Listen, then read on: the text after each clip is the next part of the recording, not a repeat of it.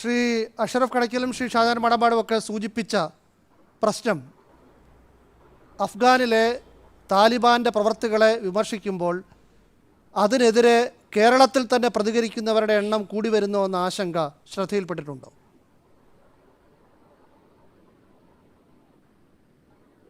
അത് വളരെ ഒരു ദുരാരോപണമാണ്. വിനു വി ജോൺ, താങ്കൾ ഒരു മാധ്യമപ്രവർത്തകൻ എന്ന നിലയിൽ ഇപ്പോൾ ശരിക്കും ചെയ്തത്, അഷ്റഫ് കടക്കൽ ഇവിടെ പറയുകയുണ്ടായി, ഒരേ സ്കൂൾ ഓഫ് തോട്ടിൽ നിന്ന് വന്ന 3 പേരെ ഇവിടെ ഇരുത്തി കേരളത്തിലെ മുസ്ലിങ്ങളെ എങ്ങനെ അപരവൽക്കരിക്കാം, എങ്ങനെ അവരെ താലിബാനികളാക്കി മാറ്റാം എന്ന ചർച്ചയുടെ ഏഷ്യാനെറ്റ് പലപ്പോഴും കേരളീയ സമൂഹത്തോട് ചെയ്ത വർഗീയ വിദ്വേഷ പ്രചരണത്തിൻ്റെ ഏറ്റവും നല്ല ഉദാഹരണമാണ് ഇന്നത്തെ ചർച്ച.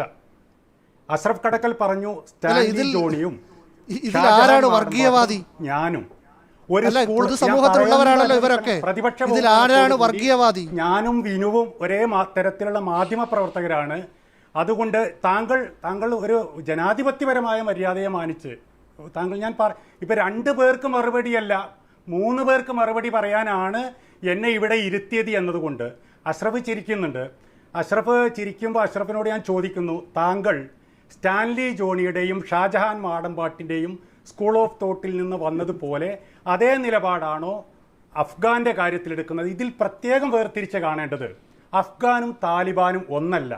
അഷ്റഫ് ഇവിടെ പറഞ്ഞു ഗുൽബുദ്ദീൻ ഹിക്മത്തിയാറിൻ്റെ അനുയായികളെ, അദ്ദേഹത്തിൻ്റെ സ്കൂൾ ഓഫ് തോട്ടിൽ നിന്നുള്ള ആളുകളെപ്പോലും താലിബാനികൾ എന്ന് വിളിക്കുന്ന പരിഹാസ്യമായ വിവരക്കേട് കേരളത്തിലെ മീഡിയകൾക്കുണ്ട്.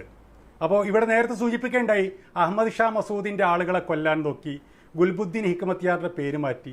ഈ ഗുൽബുദ്ദീൻ ഹിക്മത്തിയാറിനെ കഴിഞ്ഞ തവണ സപ്പോർട്ട് ചെയ്തിരുന്ന കേരളത്തിലെ മുസ്ലിങ്ങളെപ്പോലും താലിബാനികൾ എന്ന് വിളിക്കുന്നതിനെ, ഹസനുൽ ബന്നയെ വിളിപ്പിക്കുന്നതിനെ അഷ്റഫ് കടക്കലിനെ പോലെ അയാൾ ചെയ്യുന്നത് ഔചിത്യമല്ല എന്നാണ് പറയുന്നത്.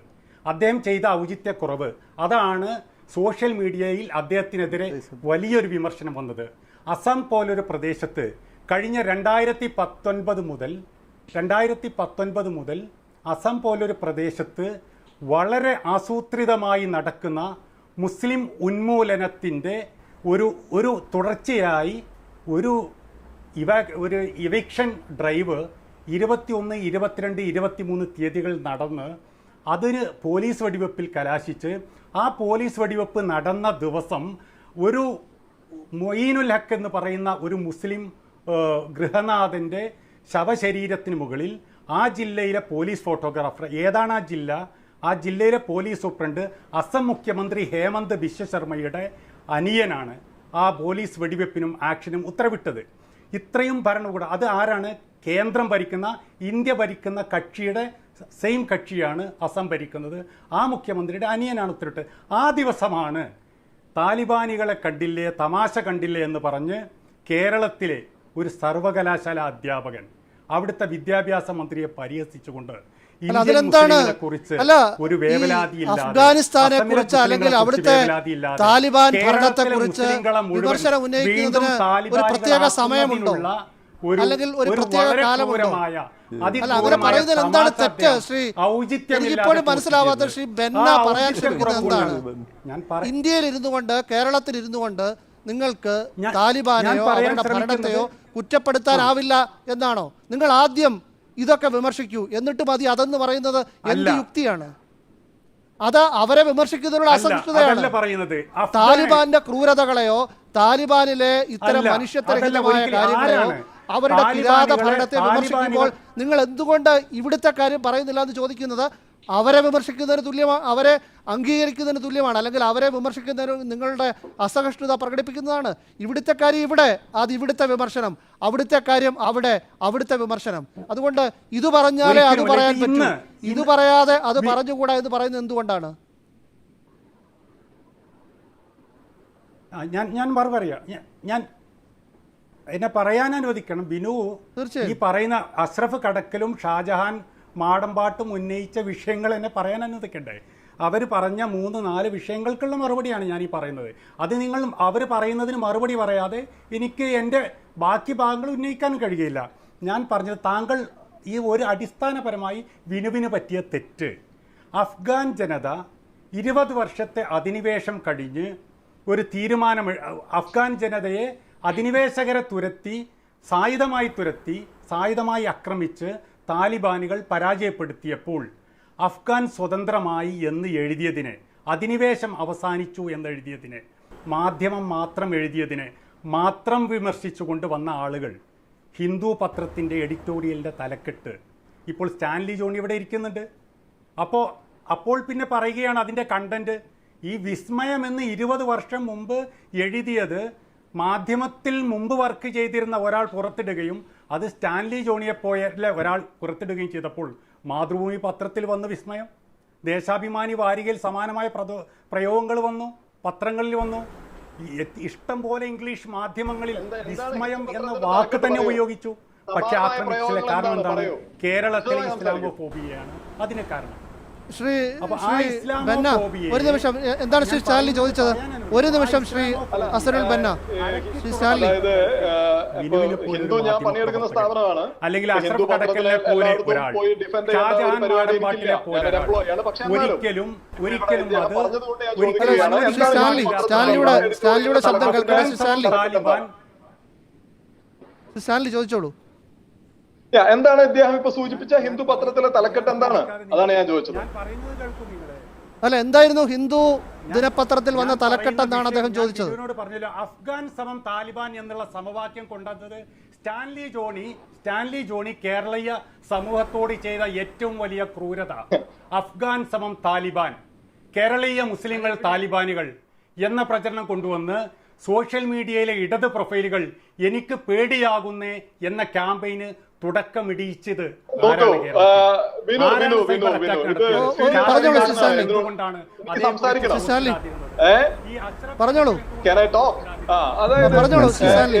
കേരള മുസ്ലിങ്ങൾ സമം താലിബാനുകൾ എന്ന് സ്റ്റാൻലി ജോൺ എവിടെയാണ് പറഞ്ഞത്?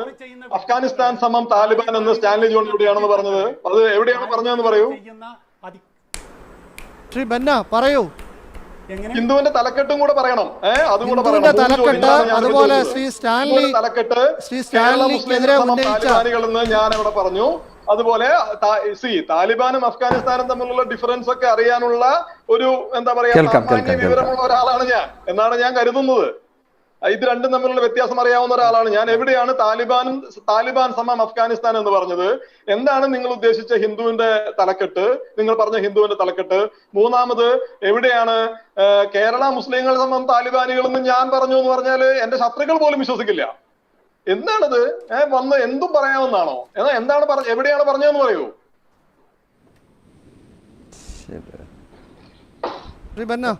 താങ്കൾ ഉന്നയിച്ച വിഷയങ്ങൾക്ക് മറുപടി പറയാൻ അനുവദിക്കണം. ഞാൻ പറയുന്നതാണ്, മൂന്ന് കാര്യങ്ങളാണ് ചോദിച്ചത്. ഹിന്ദുവിന്റെ തലക്കെട്ട് എന്തായിരുന്നു? അഫ്ഗാനിസ്ഥാൻ സമം താലിബാൻ അല്ലെങ്കിൽ താലിബാൻ സമം കേരളത്തിലെ മുസ്ലിങ്ങൾ എന്ന് എവിടെയാണ് സ്റ്റാൻലി ജോണി പറഞ്ഞതെന്നാണ് അദ്ദേഹം ചോദിച്ചത്. കേരളത്തിൽ സ്റ്റാൻലി ജോണി താലിബാൻ സമം മുസ്ലിങ്ങൾ എന്ന് സ്റ്റാൻലി ജോണി പറഞ്ഞു എന്നല്ല ഞാൻ പറഞ്ഞത്. അത്തരം ഒരു ചർച്ചയിലേക്ക്, കേരളത്തെ കൊണ്ടുപോരുന്ന ചർച്ചയിലേക്ക് നയിച്ചത് മാധ്യമത്തിന്റെ വിസ്മയം സ്റ്റാൻലി ജോണി പങ്കുവച്ചിരുന്നോ? സ്റ്റാൻലി ജോണി അത് വിഷയമാക്കിയിരുന്നു. എന്തുകൊണ്ട് വിസ്മയം എന്ന വാക്ക് തന്നെ ഉപയോഗിച്ച ഇംഗ്ലീഷ് മാധ്യമങ്ങളെ സ്റ്റാൻലി ജോണി വിമർശിച്ചില്ല? അതെന്തുകൊണ്ട് വാർത്തയാക്കില്ല? ഈ മാധ്യമ പത്രമാണോ കേരളത്തിലെ മുസ്ലിങ്ങളെ മുഴുവൻ പ്രതിനിധീകരിക്കുന്നത് ശ്രീ ബന്ന? അല്ല, മാധ്യമ പത്രത്തിലെ ഒരു തലക്കെട്ട് അല്ലെങ്കിൽ മാധ്യമ പത്രത്തിൽ മുമ്പ് വന്ന ഒരു ആർട്ടിക്കിളിന്റെ തലക്കെട്ട് അത് കേരള മുസ്ലിങ്ങളെ പ്രതിനിധീകരിക്കുന്നതാണോ?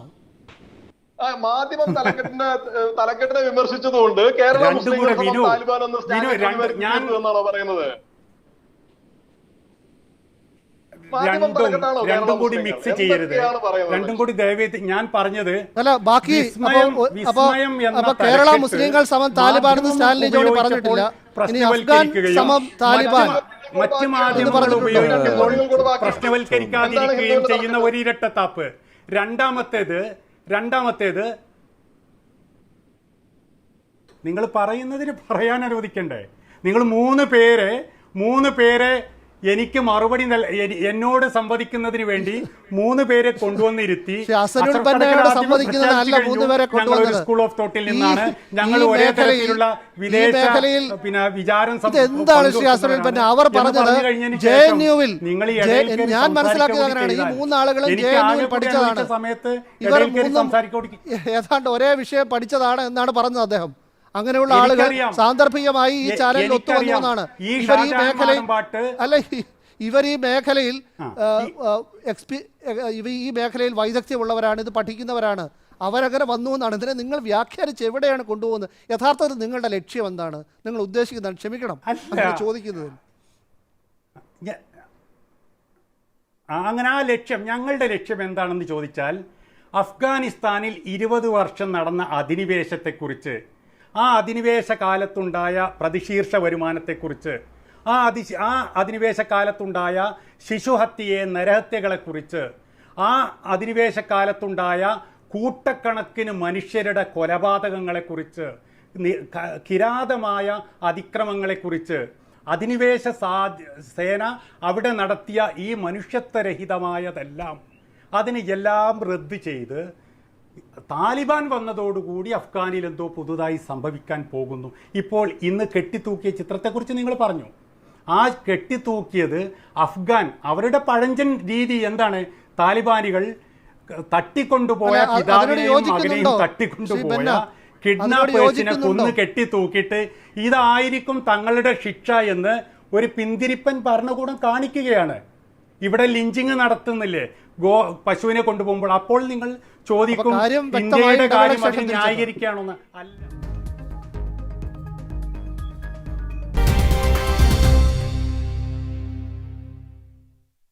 സ്റ്റാൻലി, ശ്രീ അഷ്റഫുമായി സംസാരിച്ചപ്പോൾ ഒരു കൗതുകത്തിന് ഞാൻ ചോദിച്ച ചോദ്യമാണ്.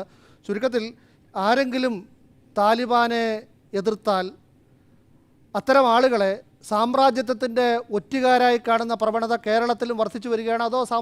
അതാണോ സാമൂഹ്യ മാധ്യമങ്ങളിലെ ഇത്തരം പ്രതികരണങ്ങൾക്ക് കാരണം? അല്ല, സാമൂഹ്യ മാധ്യമങ്ങളിൽ ഇത്തരത്തിലുള്ള ക്യാമ്പയിൻസും നമ്മൾ പരസ്പരം ചെളിവാരിയെറിയലും ലേബലിംഗ് ഒക്കെ എല്ലാ കാലത്തും ഉണ്ട്. അത് ഇപ്പൊ ഈ പറഞ്ഞതുപോലെയാണ്. നമ്മള്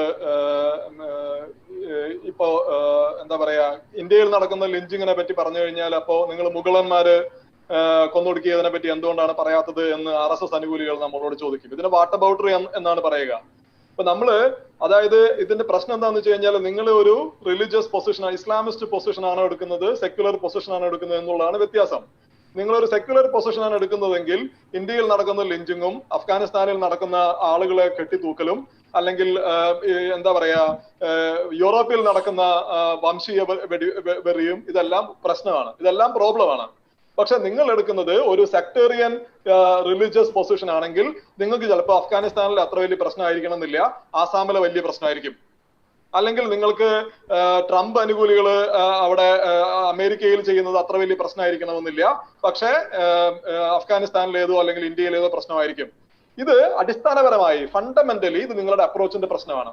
നിങ്ങൾ എടുക്കുന്നത് ഒരു സെക്യുലർ നിലപാടാണോ അതോ നിങ്ങൾ എടുക്കുന്നത് ഈ റിലീജിയസ് പൊളിറ്റിക്സിന്റെ നിലപാടാണോ എന്നുള്ളതാണ് പ്രശ്നം. അപ്പൊ ഇതിലേക്ക് ഈ നിലപാടനുസരിച്ച് പരസ്പരം നിങ്ങൾ ലേബലിംഗ് നടത്തും, പരസ്പരം ചെളിവാരി എറിയും, നിങ്ങൾ ആരോപണങ്ങൾ നടത്തും, നിങ്ങൾ വസ്തുതകളുടെ ബലമില്ലാതെ സംസാരിക്കും. പത്രപ്രവർത്തകർ പോലും ഇപ്പോ ഞാൻ ഉന്നയിച്ച 3 ചോദ്യങ്ങൾക്ക് ഉത്തരം കിട്ടിയിട്ടില്ല. ഞാൻ പറയുന്നത് കേരളത്തിലെ മുസ്ലിങ്ങൾ താലിബാനികളാണെന്ന് ഞാൻ പറഞ്ഞു എന്നാണ് പറയുന്നത്. എവിടെ പറഞ്ഞു? ആര് പറഞ്ഞു? എവിടെയാണത്? അല്ലെങ്കിൽ അഫ്ഗാനിസ്ഥാൻ സമം താലിബാൻ എന്ന് പറഞ്ഞു എന്നാണ് പറയുന്നത്. ഞാൻ താലിബാൻ അഫ്ഗാനിസ്ഥാനെ പറ്റിയിട്ട് ഞാൻ എഴുതിയത് ഈ പറഞ്ഞതുപോലെ ഇംഗ്ലീഷിലും മലയാളത്തിൽ അവൈലബിൾ ആണല്ലോ. അഫ്ഗാനിസ്ഥാനും താലിബാനും തമ്മിലുള്ള വ്യത്യാസം തിരിച്ചറിയാത്ത ഒരാളാണ് ഞാനെന്ന് ഈ പറഞ്ഞതുപോലെ ഒരാളും പറയില്ല. മൂന്നാമത്തേത് ഹിന്ദുവിന്റെ തലക്കെട്ടിനെ പറ്റി പറഞ്ഞു. മാധ്യമത്തിന്റെ 2 തലക്കെട്ട്, വിസ്മയം അല്ലെങ്കിൽ അഫ്ഗാനിസ്ഥാന്റെ സ്വാതന്ത്ര്യം എന്ന് പറ്റി പറഞ്ഞപ്പോ ഹിന്ദുവിന്റെ തലക്കെട്ട് എന്ന് പറഞ്ഞു പോവുകയാണ്. എന്താണ് ഹിന്ദുവിന്റെ തലക്കെട്ട്? ഞാൻ കേട്ടില്ല. അപ്പൊ ഇത് പത്രപ്രവർത്തകർ പോലും ഇത്തരത്തിലാണ് സംസാരിക്കുന്നത് എന്നുള്ളതാണ് ഖേദകരം. കാരണം വസ്തുതകളുടെ അടിസ്ഥാനത്തിൽ സംസാരിക്കാൻ ട്രെയിൻ ചെയ്യപ്പെട്ടവരാണ് നമ്മൾ. നമ്മളുടെ പൊളിറ്റിക്കൽ ഐഡിയോളജി രണ്ടാമത്തെ കാര്യമാണ്. നമ്മൾ ഫണ്ടമെന്റലി നമ്മൾ ഫാക്ട്സിനെ പറ്റി സംസാരിക്കേണ്ട ആളുകളാണ്. പക്ഷെ അത്തരത്തിലുള്ള ആളുകൾ പോലും you are just shooting something into the air to raise allegations about someone. അത്ഭുതപ്പെടുത്തുന്നത് ഈ ചർച്ച അവസാനിക്കുമ്പോൾ എന്നെ ഏറ്റവും കൂടുതൽ വിസ്മയിപ്പിക്കുന്നതും ആ മനോഭാവമാണ്. അത് കേരളത്തിൽ വളർന്നു വരുന്നെങ്കിൽ നാം ഇപ്പോഴേ ശ്രദ്ധിക്കണം. ന്യൂസ് അവസാനിക്കുന്നു.